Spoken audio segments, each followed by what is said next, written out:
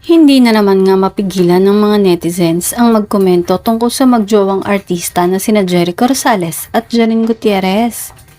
Talaga namang tuwang-tuwa sila dahil sa lumabas na mga picture ng dalawa na kasama ang anak ni Eko na si Santino. Mukhang nagtitingin-tingin si Jericho ng bagong motor at talaga namang suportado siya ng kanyang girlfriend at anak. Kilala din si Eko na isang adventurer at traveler. Bagay na ikipinarehas nila ni Janine. Mahilig din si Janine sa travel at adventure. Parang family day nga ito dahil magkakasama silang tatlo.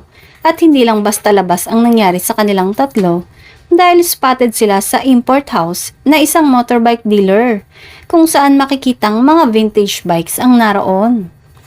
Parang galing nga sa isang family date ang tatlo bago dumiretso sa bilihan ng motor. Maaalalang minsan nang nagparinig itong si Eko sa kanyang Instagram story kung saan isang video clip ang kanyang pinost at para daw ito sa mga taong gustong kumbinsihing bumili ng motor.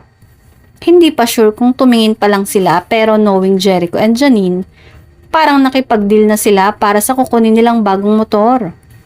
Ang sweet naman talaga ni Eko dahil hindi lang girlfriend ang turing niya kay Janine, kundi asawa, nakasama sa lahat ng desisyon niya sa buhay.